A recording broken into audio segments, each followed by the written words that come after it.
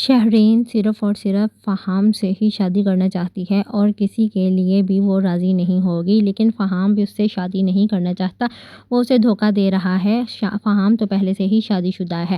مرسلین شہرین کی وجہ سے بہت پریشان ہے، اسی وجہ سے ہی شہرین کے ساتھ دھوکہ ہو رہا ہے۔ مرسلین کہتا ہے کہ میں پہلے شایان اور اس کی حرکتوں کی وجہ سے بہت زیادہ پریشان تھا، لیکن اب تو شہرین نے بھی مجھے پریشان کر کے رکھ دیا ہے، وہ دن بدن بگڑتی جا رہی ہے۔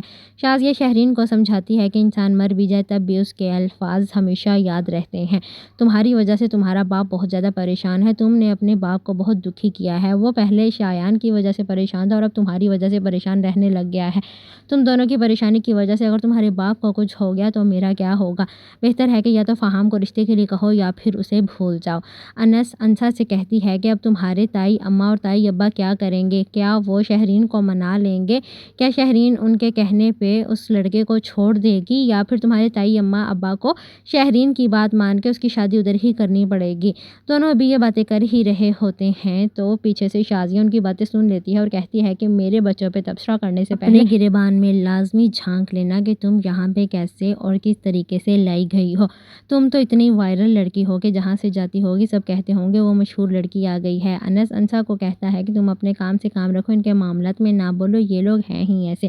پھر سب لوگ ناشتہ کر رہے ہوتے ہیں۔ انسا اور انس یونیورسٹی جانے کے لیے تیار ہو کے ناشتے کی ٹیبل پہ آتے ہیں تو شایان ان کو دیکھتے ہی بولنے لگ جاتا ہے اور کہتا ہے کہ وہ آ گئی وائرل لڑکی، یہ تو جہاں سے بھی جاتی ہوگی وہیں پہ لڑکوں کی لائن لگ جاتی ہوگی۔ انسا انس سے ناراض ہو کے یونیورسٹی چلی جاتی ہے تو انس بھی اس کے پیچھے آ جاتا ہے اور اسے سمجھاتا ہے کہ شایان اور شہرین کی تو عادت ہی یہ ہے، لیکن انسا کو اس بات پہ غصہ ہوتا ہے کہ وہ ان کے سامنے بولتا کیوں نہیں ہے، میرے لیے سٹینڈ کیوں نہیں لیتا۔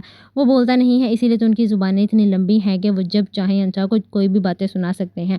انس انسا سے کہتا ہے کہ تم تو بہت ہی مشہور لڑکی ہو، جہاں سے بھی گزرتی ہوگی ہر بندہ ہی دیکھ کے کہتا ہوگا وہ آ گئی موسٹ وائرل لڑکی۔ تو اس پر انسا جواب دیتی ہے کہ لوگوں کو بھی پتا ہے کہ یہ کسی خبیث انسان کی حرکت ہے اور میں اس تک پہنچ کے ہی رہوں گی۔ یہ کہہ کے انسا وہاں سے چلی جاتی ہے۔ شازیہ انس کو بھی باتیں سنا کے وہاں سے چلتا کر دے گی۔ پیچھے سے پھر شہرین شایان کو کہتی ہے کہ تم کیوں اس کے ساتھ الجھتے ہو، کیوں اس کے منہ لگتے ہو؟ اس پر شایان کہتا ہے کہ مجھے وہ لڑکی بالکل پسند نہیں ہے، وہ مجھ سے میرے ہی گھر میں برداشت نہیں ہوتی، بس جب بھی وہ میرے سامنے آتی ہے میرا خون کھول اٹھتا ہے۔ اس پر شہرین اسے کہتی ہے کہ جس دن اسے پتہ چل گیا نا کہ اس کی ویڈیو وائرل کرنے والے تم ہو تو اس دن وہ تمہارا بہت برا حشر کرے گی۔ انسا کو یہی تو مسئلہ ہے کہ انس اس کے لیے سٹینڈ نہیں لیتا، وہ اس سے ناراض ہو کے یونیورسٹی چلی جاتی ہے۔ انس بھی اس کے پیچھے پیچھے بھاگتا ہوا جاتا ہے اور اسے سمجھاتا ہے۔ انسا اس سے بات نہیں کرتی، وہ اسے سمجھاتا ہے کہ تم ان کے منہ کیوں لگتی ہو، جب تمہیں پتہ ہے کہ وہ ہیں ہی ایسے تو پھر تم خاموش ہو جاؤ، کیونکہ وہ تو نہیں سدھرنے والے، میری ساری زندگی گزرنے والی ہے لیکن میں ان کو نہیں آج تک سمجھ سکا تو تم کیسے سمجھ سکو گی؟ بہتر ہے کہ اپنے کام سے کام رکھا جائے، وہ ان کی نیچر ہی ایسی ہے، انہوں نے ایسے ہی رہنا ہے۔ شایان بہت زیادہ بدتمیز ہے، وہ تو ہر وقت انسا سے لڑتا جھگڑتا رہتا ہے لیکن انسا بھی آگے سے اس کا منہ توڑنے کی حیثیت رکھتی ہے۔